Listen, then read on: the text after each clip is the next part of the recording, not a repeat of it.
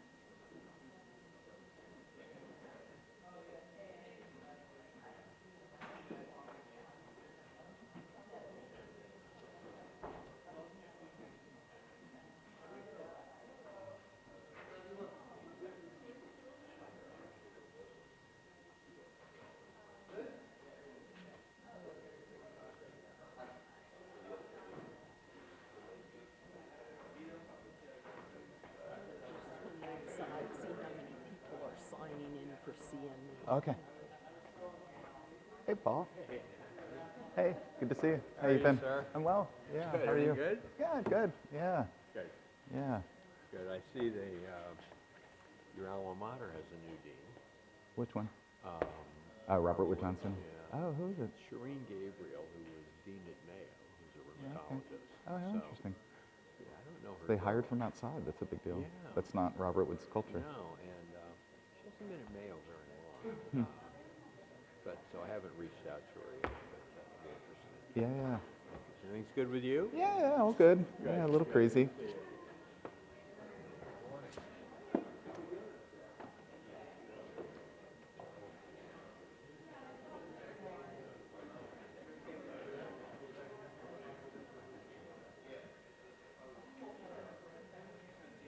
So did you have fun at the gala?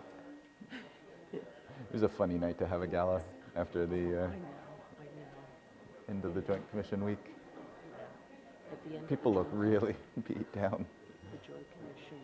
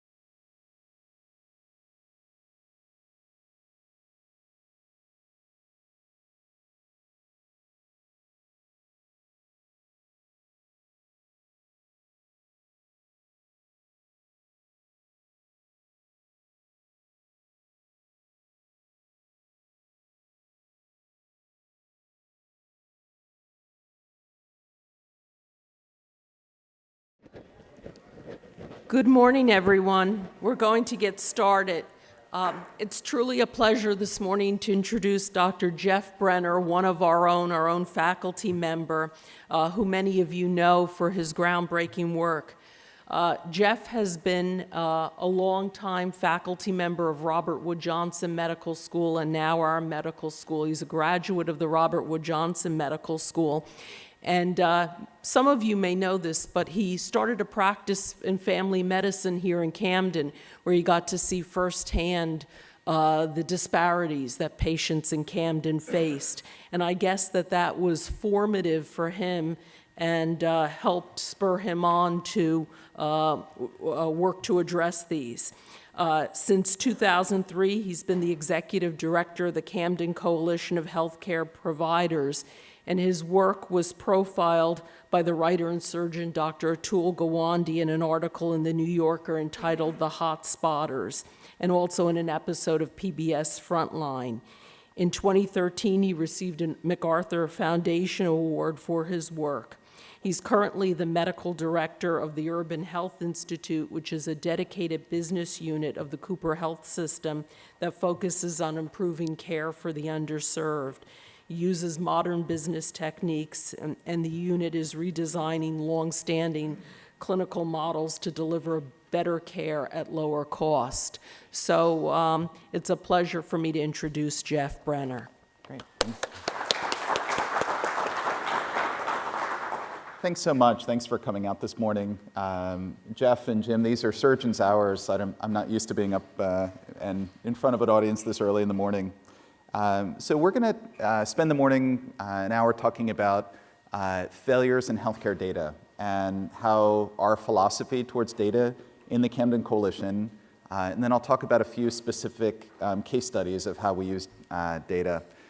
Broadly speaking, the tools that I learned in my epi and biostats class in med school were very limiting tools and often, I think, lead you down in a very truncated view of thinking about data.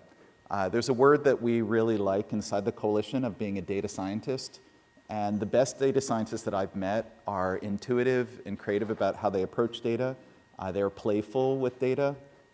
They often use data almost in the way that a business uses data, rather than the way that an epi and biostats person is trained in data.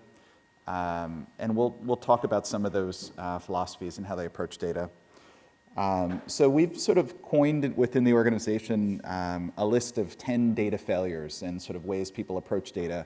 And we divided them up into macro failures and micro failures. So let's go through the micro failures first. So I want to credit Aaron Trushhill, who's our lead data scientist. He's really into great slides, so he's done a really nice job with these slides. So in the field of healthcare, there's a huge obsession with predictive modeling, and a lot of money and effort is being spilled on this. And very large companies selling tools to allow you to take often claims data and use the claims data to predict and target services at the most complex patients. So most of these models are very old models. They were built out really in the 70s and 80s. They are linear models that are regression models from claims data predicting cost. So most of them have been built by insurance companies and used by insurance companies within their telephonic case management departments. So the dominant model in America, historically, for trying to control costs have been a couple of different pieces. One has been utilization review and denial of bed days. And another has been banks and banks of nurses in cubicles calling patients, doing telephonic case management. The way that they decide each morning and each week who to call have been risk scoring tools. And the risk scoring tools were built from claims data. And you can take a very large claims data set and use that claims data set with regression modeling to make guesses about or predictions about who's going to be likely to be expensive in the future. It turns out that the predictive value of most of those models is very, very poor. We're not that good at predicting who's costly, and there's not enough information in these data sets to make good predictions. Meanwhile, at Cooper Hospital, we have beds filled with patients that have been back over and over and over. And we do very little for those patients. You don't need a fancy predictive modeling algorithm to walk down the hallway and ask the residents who's been back over and over and over. And often the nurses and the residents will know the names of the patients that have been back over and over. And by and large, the models being used by insurance companies are just simply ignoring these patients. And even their actuarial models are just sort of carving them off and assuming that there's nothing that you can do for them, and often sort of using reinsurance models to write off the losses from these patients. So we're a much bigger fan of the idea of surveillance. So if you have real-time access to data, you can watch signals coming through the data of patients being repeatedly admitted or repeatedly hospitalized. In Camden last month, there's a woman who came to the emergency room in Camden at Cooper, Lords, and Virtua 3 times for complaints of a sexually transmitted disease. And we did nothing about that. We don't have surveillance systems to detect that. We don't have information feedback loops to alert the patient's gynecologist or the patient's primary care provider that they've come back. So every day, we're missing signals in these data sets that are really a surveillance signal to be able to respond in real time. So rather than predicting what are called black swans or rare events in the future for which we don't have enough data, we should be watching the data sets and responding with workflow triggers that come off the data in real time. So prediction versus surveillance. Another micro failure in the data set is stratification versus segmentation. So there's an idea within healthcare circles, once again, very large companies like Optum that have built out tools to stratify risk in healthcare. And it's a very simplistic idea. It would be as though I could line everyone in this room up from tallest to shortest and use that to target our resources. But sick people don't really fall into simple linear categories. Stratification is a linear term, whereas segmentation is really a 3, 4, 5, and 6-dimensional term.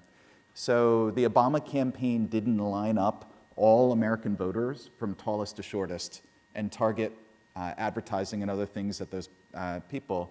They segmented the American voter population. Procter & Gamble, when they attempt to sell you toothpaste or shampoo, don't line you up from the most likely to buy shampoo to the least likely. They segment the marketplace by all sorts of different variables. So if the reason the Obama campaign won was micro-segmentation, incredibly discrete, incredibly complex segmentation based on many, many different demographic variables. So if you got an email or a door knock from the Obama campaign, it was not accidental. They knew exactly who you were, they knew what message would appeal to you, they knew when and where to target you. If you didn't get an email, if you didn't get a door knock, that also was not accidental. That was very much on purpose. We don't use sophisticated segmentation models in healthcare. We use super simplistic, very stupid stratification models that are once again based on cost instead of utilization. So, all of these predictive models are linear regression models that are built off of cost, of which many things are one-time events. So cost within healthcare can be driven by one expensive medication that you're on, a Hep C med, can be driven by one accident, one cancer event, things like that. Utilization is a much more treatable phenomenon and much more amenable to change. The other thing that we do within places like Cooper, and frankly, almost every corporation, hospital, is that we centralize data. So we lock data in the IT department. And there is nothing about an IT department that qualifies it to analyze data. So if you think about fundamentally the job of an IT department is to hook the pipes up to make sure data moves around, and then secure the pipes and keep everyone out of the pipes. Then as a third task sometimes thrown within the IT department is analytics. And there's often a dark room somewhere hidden within the organization where a team of analysts sit and work with data sets. The problem with being an analyst in a dark room that's centralized and having people throw questions over the wall at you is that you never really get to spend any time with the people asking the questions. So if you've ever spent any time at Cooper, you will ask a question, you'll send a query in, a couple of months later you'll get an answer back, and the answer really bears no resemblance to the question you asked. And then you'll want to kind of reframe or rethink your question. And it's so discouraging because it'll take another month or another 2 months for them to come up with the answer. That's a terrible way to use data. It's a terrible framing for using data. So we need to move data analysts out of dark rooms within IT departments and decentralize them and put them within the business units that are using the data. Every business unit should have a data analyst right out on the front line, because the best way to use data is through many iterative loops of questions. So being able to ask questions day by day by day in an intuitive process is a much more powerful way of using data. Eventually you just throw your hands up and give up. And that's what you've seen all over Cooper, and that's not just Cooper. That happens in large corporations, that happens in many hospitals around the country. Eventually people get so discouraged at asking questions with data and getting access to data. So decentralization versus centralization. There's no reason, given modern data warehouse tools and modern analytic tools, that everyone in this room couldn't be a data scientist in some way and have access to frontline data sets to be able to ask meaningful questions about data. And ultimately, the people that are out on the front line are going to have the best questions of the data and be best equipped to iterate through the data sets. The other thing we're obsessed with in biostats and epi are averages and means within data sets. So if you plot almost any data variables out, it's going to be in some kind of a curve. And biostats and epi almost wants to really cut the long tail of data off. So if you look at all healthcare utilization in the city of Camden, all healthcare utilization in New Jersey or across the country, you're going to find a curve like this with a very, very long tail of data. And the long tail of data are where the outliers exist. And for Camden, there's a patient who went 113 times in a single year. In the city of Trenton, there's a patient who went 450 times in a single year. And I would argue that spending time on that long tail of data will tell you a lot more about a complex adaptive system. So if you want to understand what's failing in Camden's healthcare system, or what's failing in New Jersey or failing in our country, you want to spend a huge amount of time, almost as an anthropologist or an explorer, out on the long tail of data. That will tell you a lot more about the properties of a complex adaptive system than looking at averages and means. So, our approach to a data set is to cut off the middle and spend all of our time looking at the outliers, whereas epi and biostats would tell you to cut off the outliers and spend all your time looking at the middle. So, and I'll show you some examples of this in a little bit. The other thing we're obsessed with is numerators, is events. And this is just a normal human phenomenon. This is almost driving on a highway and rubbernecking at an accident. Numerators are events, things that happen. And we can very easily, as humans, count events. And in fact, what's more important is often the denominator, particularly in understanding healthcare trends and understanding phenomenon. And ultimately, the denominator is both a business problem, which is the unit of accountability, and it's also a data problem. And it's the counterfactual. So the numerator is the event that happened. The denominator are the events that didn't happen.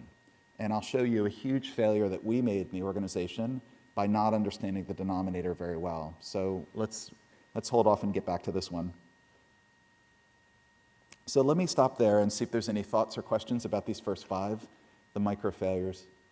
Any questions, thoughts? Okay, so let's talk about some of the bigger, broader macro failures across healthcare and how we think about data. So there's a huge, I would argue, debate or conundrum about whether healthcare data is a private commodity or public good. So the Camden Coalition of Healthcare Providers is a citywide nonprofit. We're a membership nonprofit that's about 13 years old. We've got about 80 staff, and our mission is to make Camden City the first city in the country to bend the cost curve and improve quality. One of the things that we run is the Regional Health Information Exchange. So we've got real-time data feeding in from Cooper, Lourdes, Virtue, and Kennedy. That's demographics, hospitalization, labs, radiology, and hospital discharge summaries. It took years and years and years and years to put this thing together. In analysis that's been done by us, and analysis that's been done by Rutgers across the state of New Jersey, the higher your healthcare utilization, the less loyal you are to any particular organization. So the more often you go to the hospital, the more often you go to the emergency room, the less likely you are to be loyal and come back to the same emergency room or the same hospital. So it's almost impossible in New Jersey, in a dense marketplace like New Jersey, with the number of hospitals that we have, to deliver better care at lower cost and improve outcomes for complex patients without sharing data sets. And it really flies in the face of how hospitals think about their data. For most hospitals in the country, their healthcare data sets, either in Cooper's case, Epic, or in IDX, the utilization data, is a private commodity. It's business intelligence about their customers. And I would argue more than 50% of healthcare spending in America is public spending. It's either Medicare or Medicaid, that it's really a public good, and that sharing these data sets, combining the data sets, is incredibly powerful. And I'll show you some of the work we've done combining data sets in different communities to make this argument.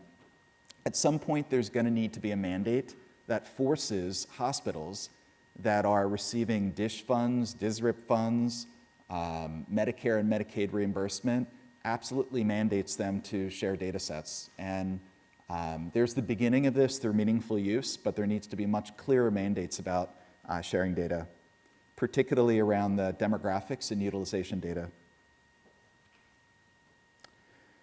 There's a huge debate still going on in our country about publicity versus privacy. And the Camden Coalition has taken a stance that high-cost complex patients deserve to be invited to tell their story. And it was very unnerving at the beginning of our work. And each outlier patient we have found to be a story of multi-system failure in healthcare, and that these patients are being hurt by the structure of our delivery system and how we deliver care to them.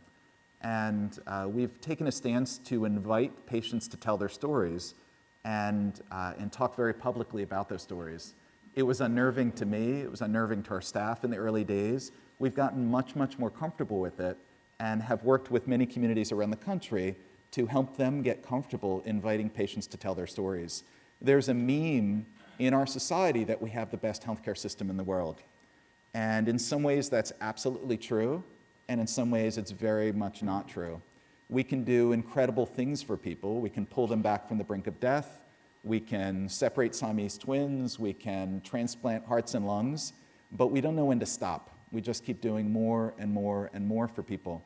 So it's important to shift, I believe, publicly the meme so that patients are very aware that we are paid in a volume-based model of more clicks in which we get more reimbursement, and to be aware that it's highly likely that we're going to do too much for them and that they have to be, I would argue, wary and thoughtful consumers of our services. The only way we shift that meme is to begin talking publicly about the failures within the delivery system. And the best folks to talk about that are the ones that are the outliers, the most extreme patients in healthcare. So we've taken a stance that patients deserve the opportunity to be invited to tell their story, and that and they can choose for themselves whether or not they want to share their story. There's a huge problem still in the American healthcare system of a lack of evidence. Still, much of what we do is based on opinion. And I would argue that we still don't get enough training on this. I know the Scholars Workshop and Larry have worked very, very hard on this topic. In my field, population health, we have a complete absence of high-quality randomized controlled trials. We're still the dominant model for population health in America is telephonic case management. So nurses in cubicles calling homeless people with no phones. In New Jersey, through state-mandated contracts with the Medicaid HMOs, we spend $38 million a year on 720 FTEs of nurses calling, sitting in cubicles at Horizon NJ Health, United, and other Medicaid plans, calling homeless people with no phones. There is no evidence for it. In fact, there are now a growing pile of randomized controlled trials clearly showing that telephonic case management doesn't work. It's the dominant model that's spread all over the country. There's a huge amount of discussion about workplace wellness programs. There is no randomized controlled trial evidence that any of these workplace wellness programs work. So we have an entire industry essentially built on a lack of evidence.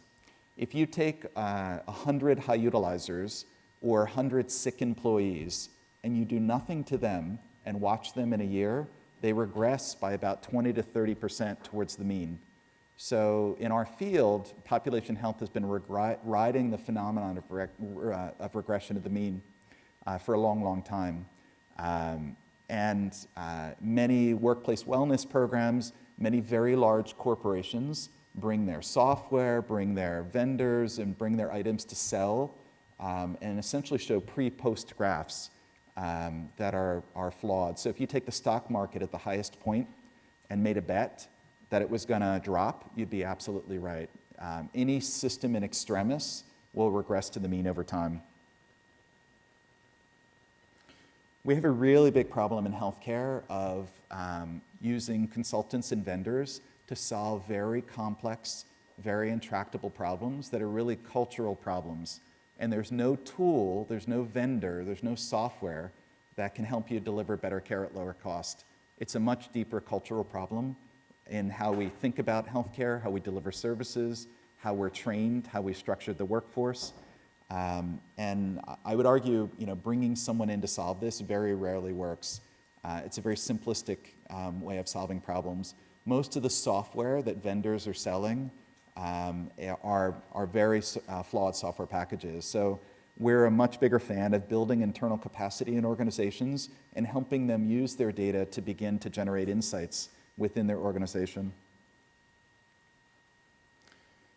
And our core value, one of our core values in the coalition, is to be open source. A lot of what's happened in healthcare are, and this is once again, very large corporations have done this, they have a simplistic linear algorithm that predicts something that's predictive value is terrible.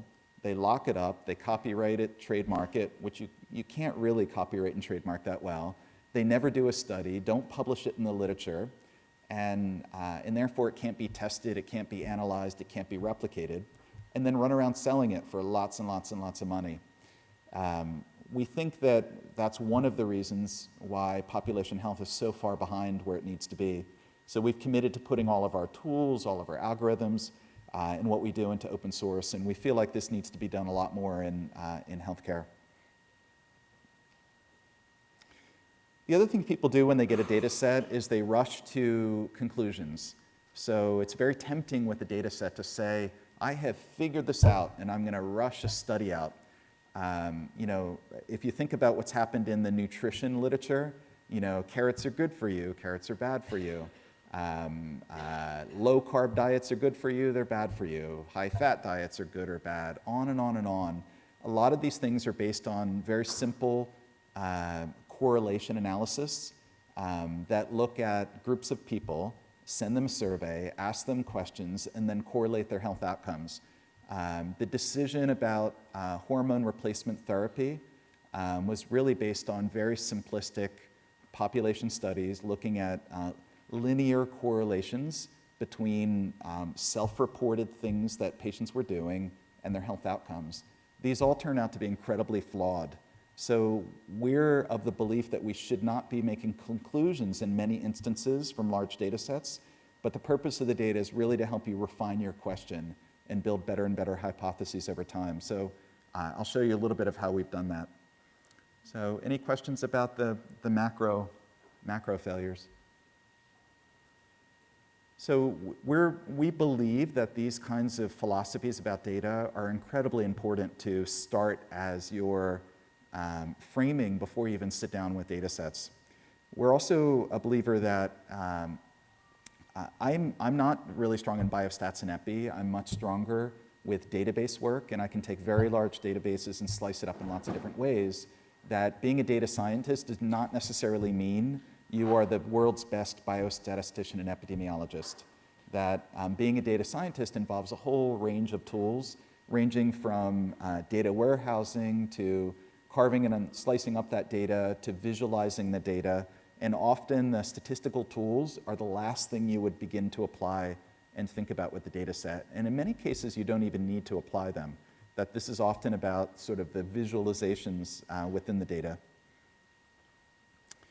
So let me talk to you a little bit about how we frame data and use data within the organization. So what do these patients have in common? A homeless patient in Trenton with 450 visits in a year, a dialysis patient in Allentown, Pennsylvania with $1 million in inpatient costs over about a 9-month to 1 year period, a frequently hospitalized wheelchair-bound patient in San Diego, California, a middle-class patient in southeastern Pennsylvania with 147 CAT scans over about a 2.5-year period, a ventilator-assisted patient in Camden with $745,000 in charges, another dialysis patient with $2 million in inpatient costs found by a group of students, actually.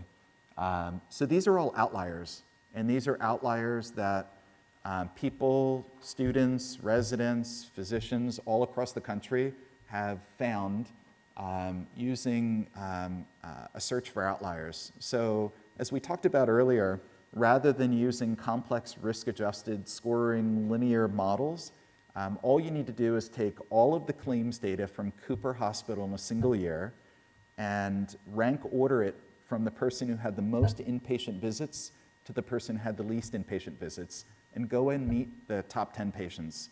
I guarantee they are system delivery failures. They're quality and safety failures. These folks collect all of the safety and quality problems that we have within the healthcare system. If you rank ordered all patients who had a CBC at Cooper in a 1-year period, from the most CBCs to the least CBCs, the top 10 would be quality and safety failures. If you looked at the person who had the most chest x-rays or the most CAT scans, you'd find quality and safety failures. So for us, hotspotting is a search for outliers. Hotspotting is the strategic use of data sets to target services in a more efficient and effective way to outliers. It's not making maps. It's often using just simplistic nomograms to target services. For the middle-class patient in southeastern Pennsylvania was found by a group of family medicine residents that went searching both through their hospital floors and through their data set to find an outlier patient. And it was a woman with, who was going repeatedly back to the emergency rooms and hospitals to a 5-hospital, highly integrated system, all connected by Epic. All of the emergency rooms are connected. The patient kept coming back with a whole variety of somatic symptoms, did have an abnormal CAT scan, but didn't need 147 of them to figure that out. It turned out that she had severe anxiety. They had a psychologist work with her, and she stopped going back. We have found all over the country dialysis patients who end up getting fired by a dialysis and end up living in the hospital for a period of time. The patient down here, the $2 million patient, was found by a group of students at a med school. It's actually a team of students. It was a med student, nursing student, public health student that went looking for outlier patients and ended up getting the patient re-enrolled back in dialysis. There's a common phenomenon of dialysis patients who have had physical and sexual abuse in life, who've had severe adverse childhood experiences, and end up getting into fights and conflict within their dialysis and end up getting fired. So is a category of outlier. The patient at the top, who had 450 visits in a year, was found by a lookalike nonprofit in Trenton called the Trenton Health Team, which is a citywide coalition of the local hospitals in Trenton doing very similar work. And the patient was a 50-year-old chronic inebriate who was going more than once a day to the local emergency rooms. She had severe physical and sexual abuse, would get into fights and conflict in all of the local emergency rooms. And she was homeless as well. Every time they got her close to a housing unit, she would sabotage. And the typical model in America for outlier patients like this is to invite them to go to a homeless shelter. That's where all the dominant funding goes for homelessness. And the homeless shelters typically have sort of 3 parts to them. And you need to be clean, sober, and follow all the rules. So if you're a 50-year-old woman who's had physical and sexual abuse, lying in a large room with 100 other people and trying to sleep at night is a terrifying experience. You need to follow all the rules, and if you follow the rules for a couple of months, you go to the middle of the shelter and get a slightly bigger locker and a bigger bed. Then if you follow all the rules for another 6 months, you go to the other side. You follow all the rules for another year, you eventually get into a temporary housing. If you break the rules, it's like Sorry or Parcheesi. You go all the way back to the beginning and you start over again. So for outlier patients like this, they have a terribly hard time with homeless shelters, and 90% of the time homeless shelters fail for them. So there's a new model that's developed for outliers called Housing First, in which you take a patient like that and you simply give them keys to an apartment, a brand new apartment. You help them move in, you help them shop, you wrap lots of services around them that are behavioral health services, and they become much more sober within 6 months and much, much more functional. Within a year or two, some of them can even go into vocational rehabilitation and start working. Housing First succeeds 90% of the time, whereas the shelter model succeeds 10% of the time. Homeless shelters are paid just like hospitals are. They're paid in a click-based model.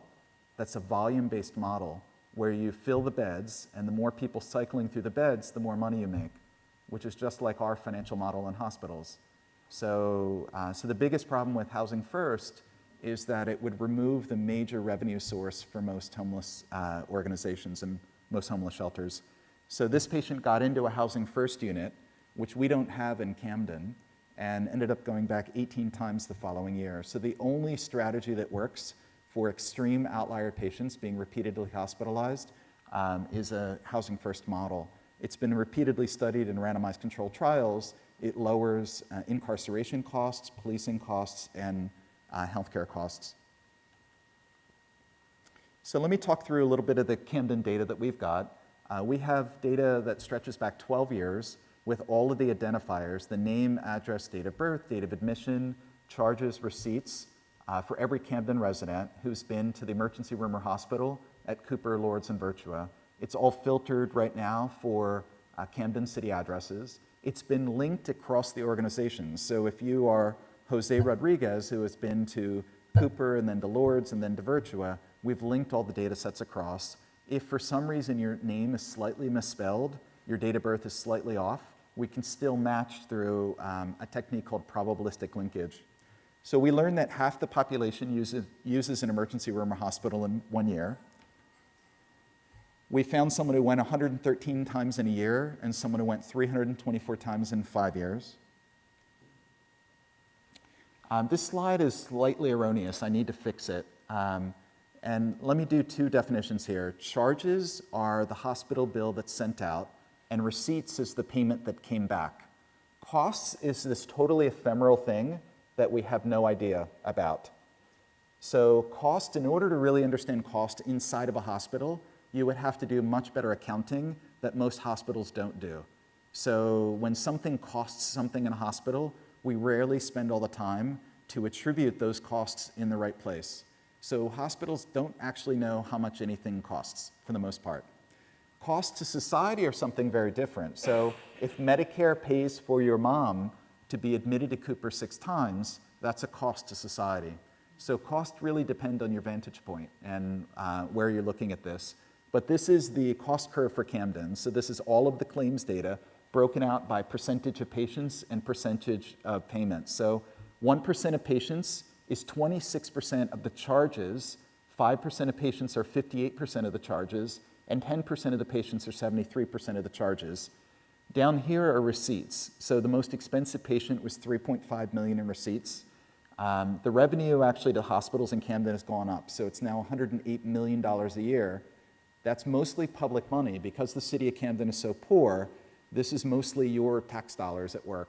So it's been an incredible economic revival program for Camden. It's been an incredible economic revival program for Philadelphia, for New York, and many cities.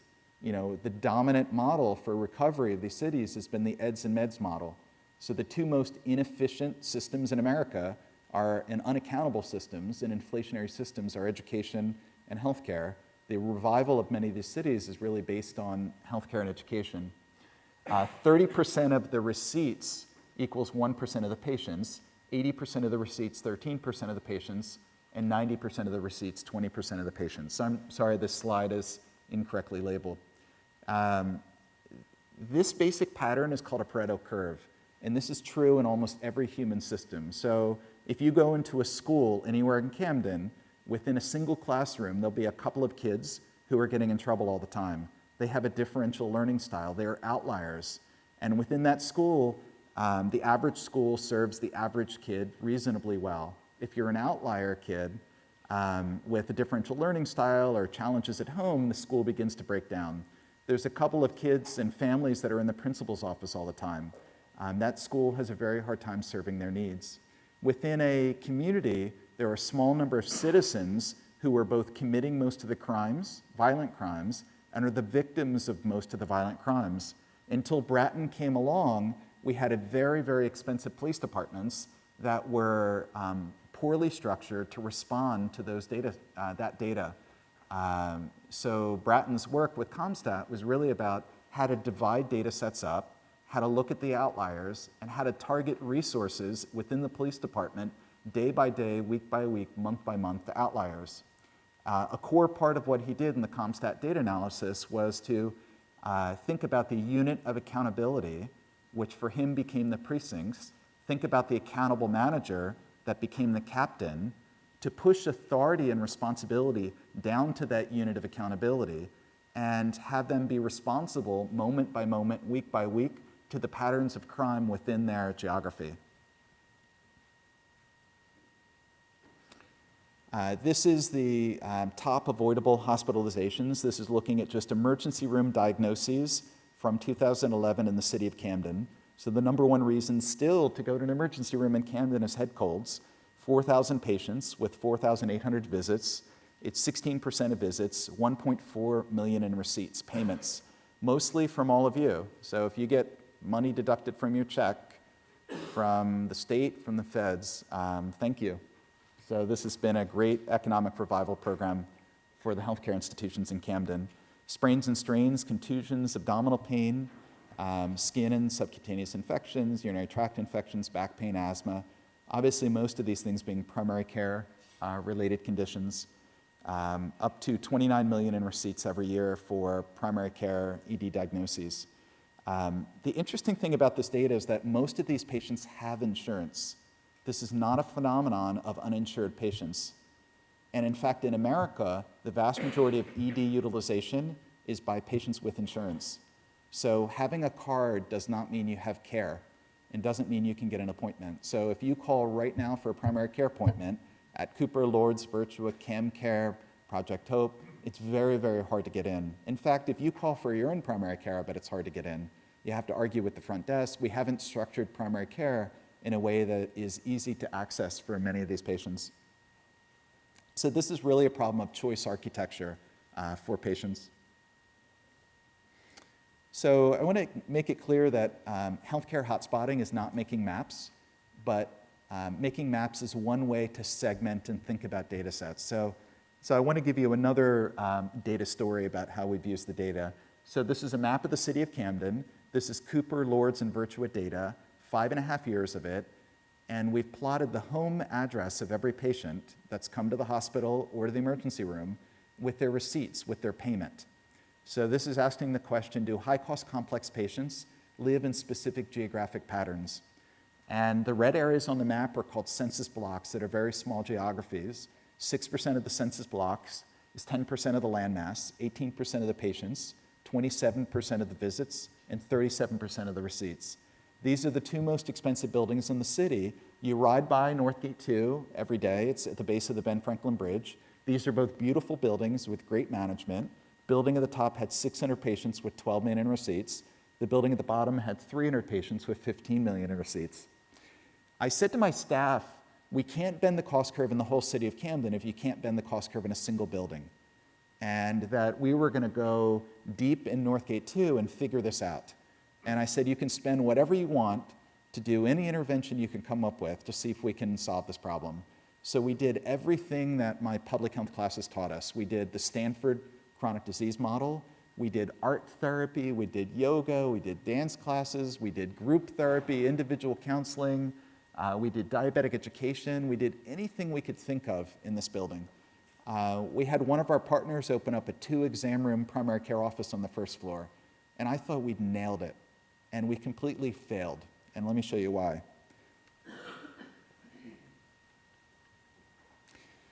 We didn't know our customer. Procter & Gamble would never make this mistake. We make this mistake all the time in healthcare, and we make this mistake all the time in public health interventions.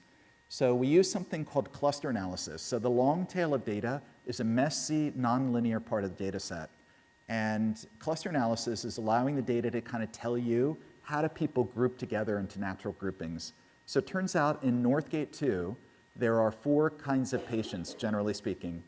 The way that we did this is 2 years after we'd begun to do these interventions, we got the list of everyone who lives in the building. We matched that to the 10 years of hospital data, and we matched that to the claims data from the primary care office in the building. So the 4 kinds of patients that are in the building are patients who never go to the hospital emergency room in the blue.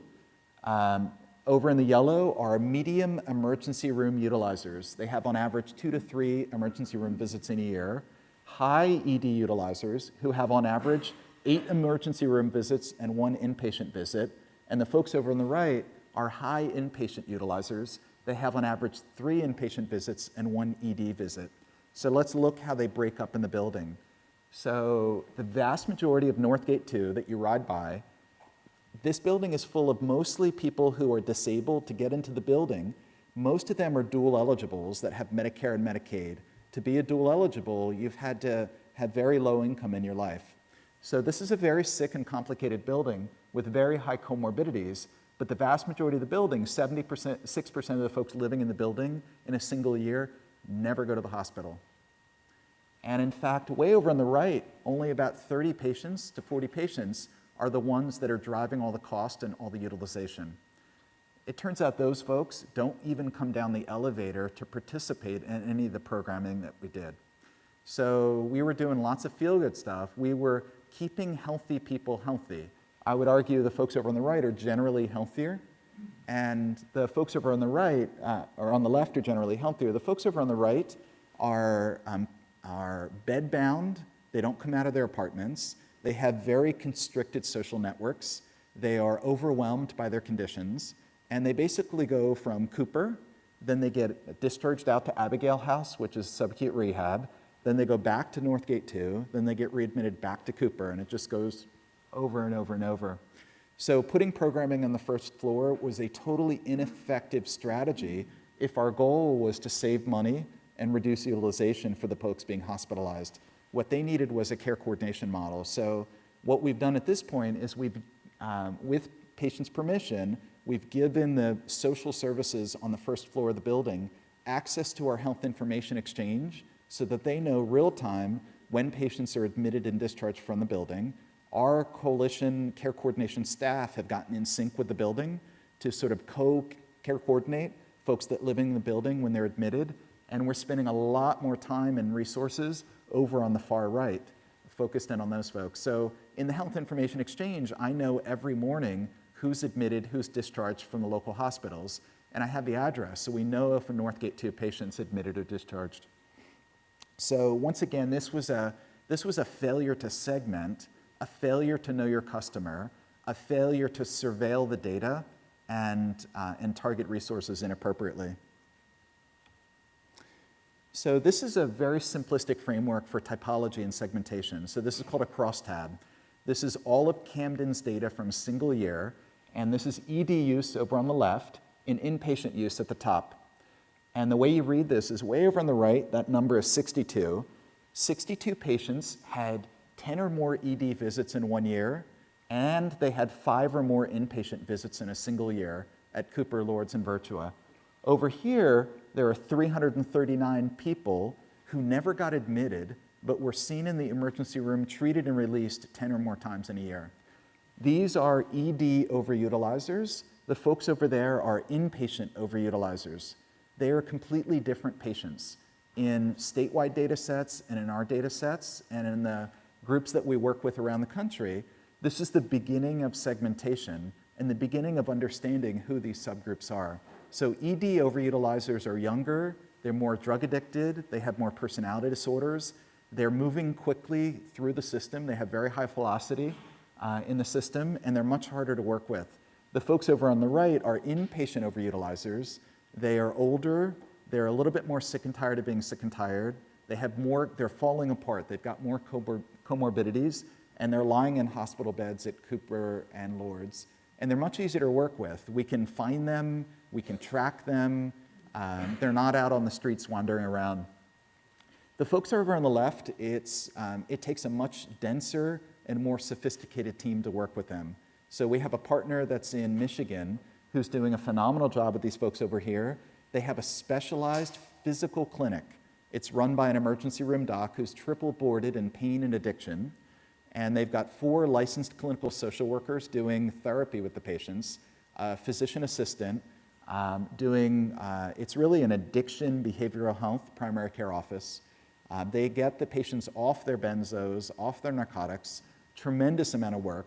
Most of the patients have very, very severe physical abuse, sexual abuse, and early life trauma in both of these buckets, but very much particularly over on the ED bucket. They're very hard to work with. They get into lots of fights as they go through the delivery system.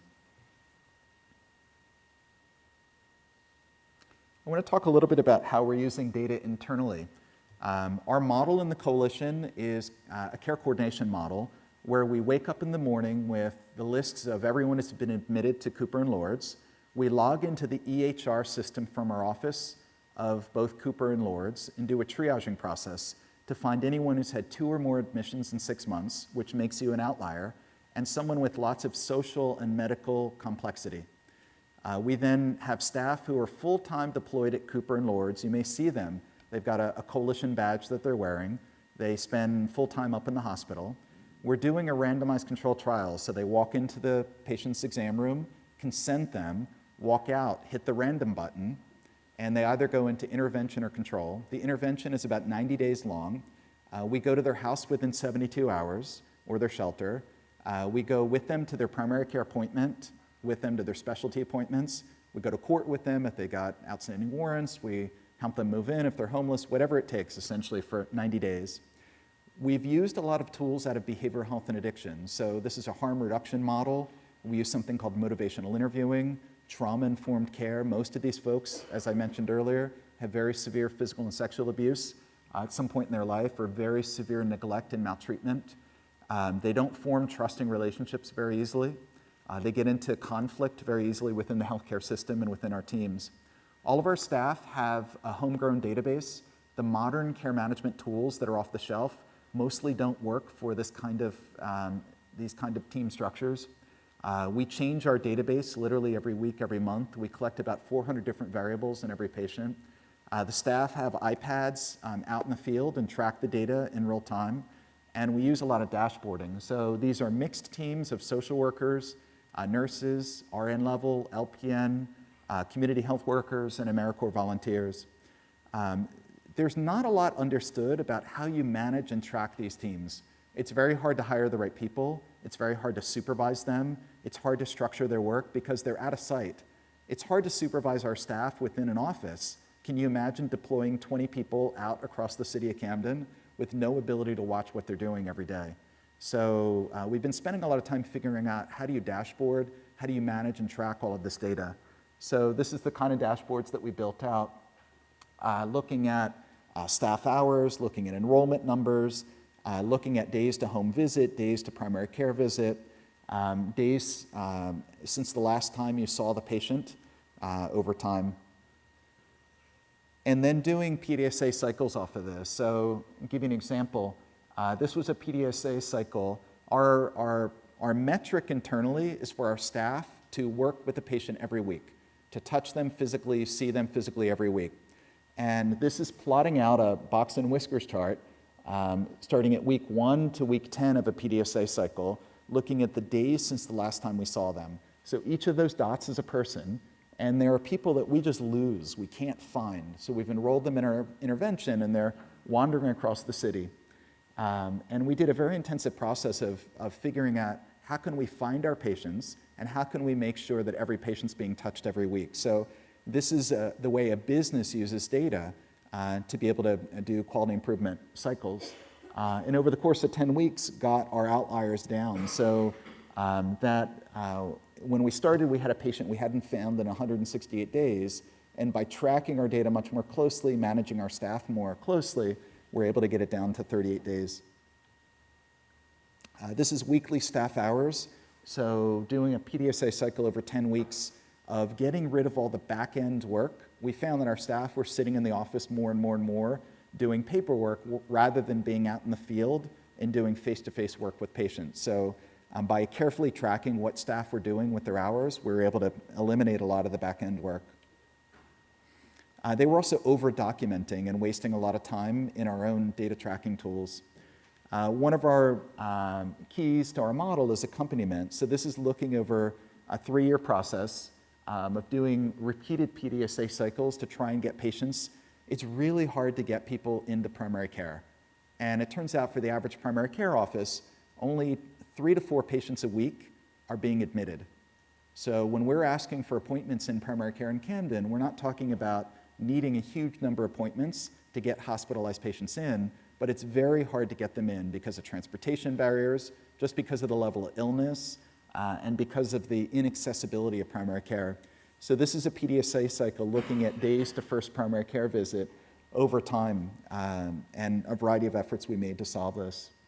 So let me stop there. That's a sort of an example of a bunch of different ways that we use data, starting out with sort of the micro and macro failures, our data philosophy, and then broken out to a bunch of examples about how we think about data and how we use data. Let me show you one more thing.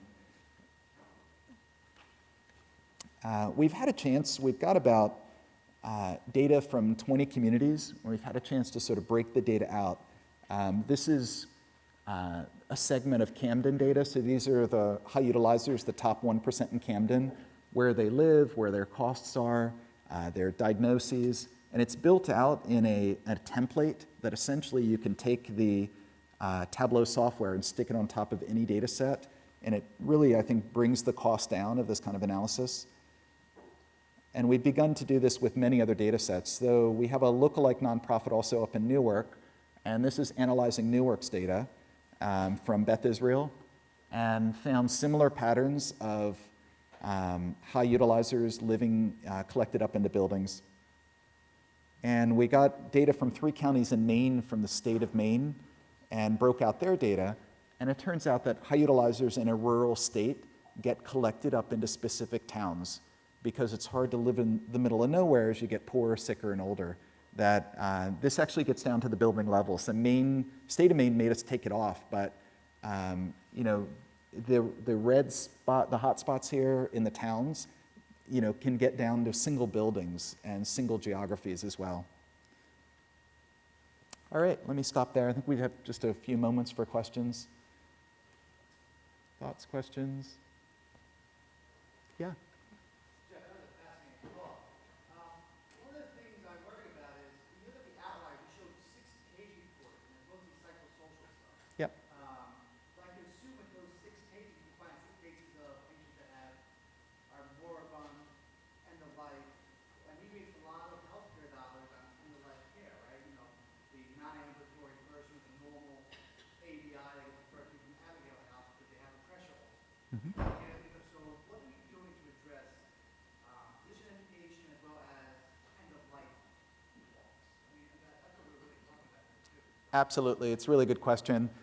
So the outliers, the high cost outliers or the high utilization outliers die at a very high rate. So our patients, you know, it's very hard for our staff working with these patients because there's a high death rate. We're catching people at the tail end of all this.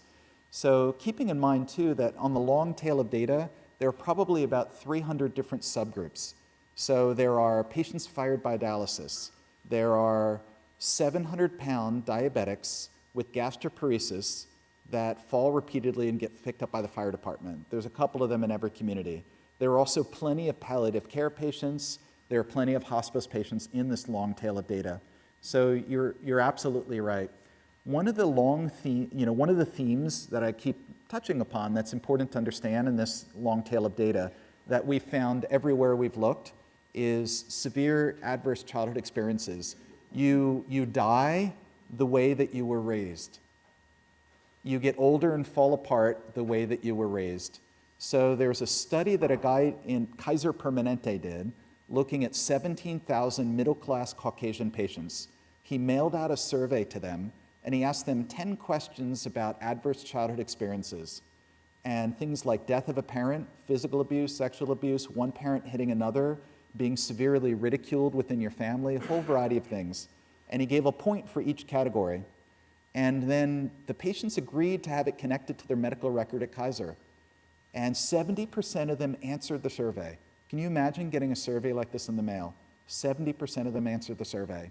To this date, it's the best predictor we've ever found for healthcare spending, healthcare utilization, for poorly controlled chronic illness, for obesity, smoking, substance abuse, probably incarceration rates, homelessness rates, and out-of-wedlock teen birth.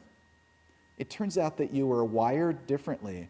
If you've had adverse childhood experiences, particularly 0 to 5, and some impact after that, even 5 to 18, your brain is permanently rewired. You become much less trusting of the world, which is a totally reasonable and adaptive thing. You have a hard time building stable relationships. You have a hard time building a stable marriage, raising your own kids, holding a job, and you see the world in a very dangerous and wary way. You walk around with heightened adrenergic stimulus within your body, and the stress hormones, the heightened cortisol, heightened stress response will wear you down. It's like taking 5 milligrams of prednisone every day. So the city of Camden, we may as well give every Camden resident 5 milligrams of prednisone. They look all much older than their stated age because of extraordinary stress and exposure to stress over their lifetime. So I would encourage all of us to think about when you're approaching a patient in the hospital that's a Camden resident, I would argue all hospitalized patients, you are highly likely to be standing in front of someone who has had severe adverse childhood experiences. When you get into a fight in the emergency room with a patient in conflict, they are just playing out the loop in their head, the tape in their head that they've been playing out for 30 years. There are different ways of approaching these patients called trauma-informed care that we've never heard of over on the medical side, and very, very good evidence that we're actually exacerbating and injuring them in the way that we're approaching them. So I think there's more than just end of life going on here. I think the folks that are dying poorly are folks that were raised poorly and had a very difficult time from 0 to 5. When you have all the family rush to the bedside in the ICU and you watch all the crazy family dynamics play out, that's not an accident. So I absolutely agree with you. Most of this is social and psychological, and we need to build interventions that rebalance the medical with the social and the psychological. We're overspending on the medical side and underspending on the other domains. Other thoughts, questions? Yeah. Jeff, yeah, thanks for bringing up all these interesting and very important topics. But a lot of it does get down to money and where the money's coming from. Mm-hmm. And it doesn't seem like it's in the interest of the hospital to eliminate, say, half of the CT scans that patient got, because that means 75 CT scans that they don't get to charge for. Yep. It's not in the interest of them to avoid $2.5 million in charges to a patient, even though it may be better for the patient, him or herself. So, the concept of trying to improve the lot of these patients is also at the same time hurting the lot of the people providing the care, if you just look at it purely in terms of dollars and cents. So that's one major problem. And then the other issue has to do with these systems talking to one another. Obviously, they can talk to one another. It just costs money, and it's a private entity. So once the hospital has paid $100 million to have an ethics system built into their hospital, they can't readily change that system. They can't say, well, we're going to switch from Epic, we're going to go to some open source system now because we want to be able to communicate with Kennedy. No, what's going to happen is that Epic says, oh, you can talk to Kennedy, but it's going to cost you this much, and they charge a lot for that. So Yep. that's why that's the impediment there. And one thing that these electronic medical records, which I know you were more talking about demographics and systems approaches. One thing that Epic systems and other systems like that do very well is give you readily accessible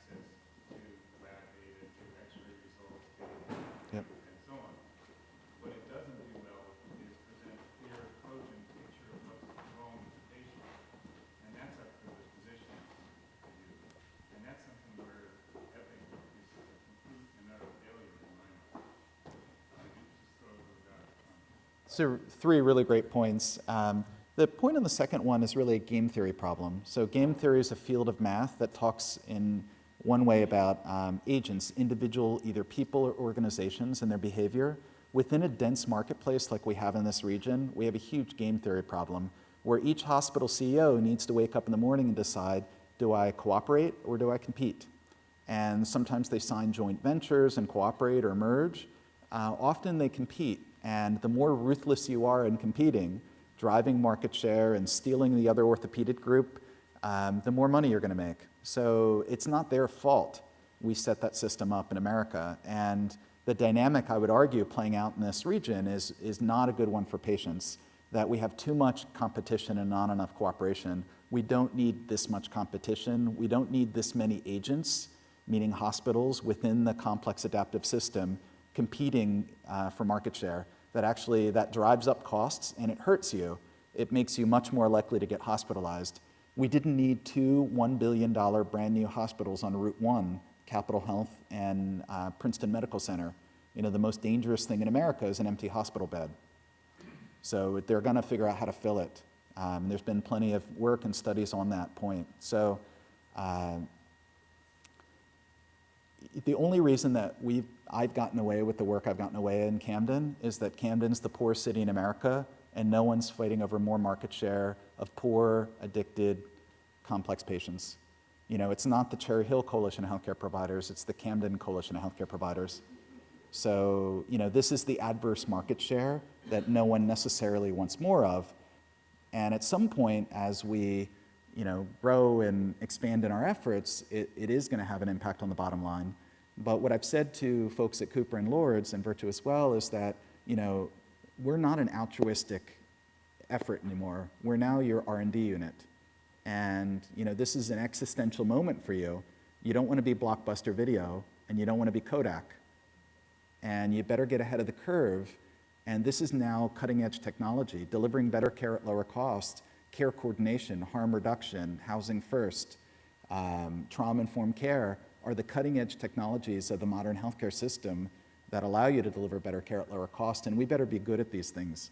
So, you know, now we're a strategic partner rather than an altruistic effort. But I think there's a really big problem because that transition is not going to be easy to make, going to be very hard to make. You know, in the current model right now at Cooper and at Lords, you know, there's a category of physicians, you know, there are about 2 or 3 service lines that deliver all the margin. And we've got highly paid physicians within those service lines. Right now, they're the rainmakers. In the new model, when you're in a global budget or you're in a capitated model, they're now the cost center. And actually, primary care is now the rainmaker because the value equation all flips on its head. So that's going to create cultural problems. It's going to blow up the comp model. I mean, there's just a lot of deep problems when you make the shift. Most large industries can't make those kind of shifts because all the cultural norms that have evolved within the organization can't change fast enough to keep up with that. So you're going to see, I think, lots of mergers, acquisitions. You're going to see organizations blow up trying to make this shift. On that note, that might be a good way to end. Thanks.